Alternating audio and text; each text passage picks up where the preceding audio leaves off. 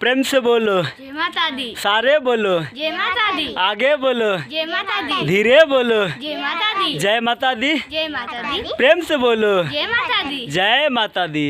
जय माता दी।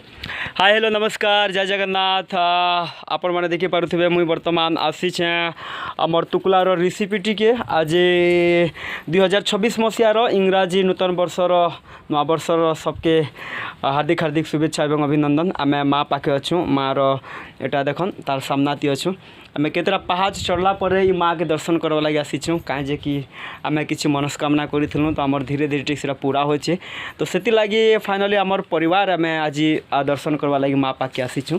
एटा रेसिपीटी टॉप थी अच्छु आम एटा माँ के पूजा पाठ कनु दर्शन कनु आर आम बर्तमान किसी खावा लगी आसीचु खेमु आर जिमु।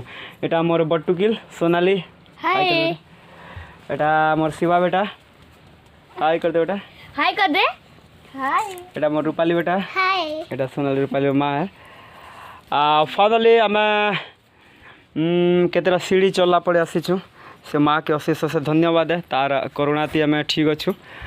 बर्तमान एंता सुखे दुखे रखिथु माँ गो सब बेले तोर छतर छाया रखिथु माँ आम तोर छुआ है आर एतकी बिनती करबू माँ भले पूछे दिने छन मक अढ़िया पूछी नहीं देबू माँ लेकिन केबे दुख कष्ट नहीं देबू माँ केबे तकलीफ नहीं देबू माँ केबे दुख बेमार नहीं देबू माँ।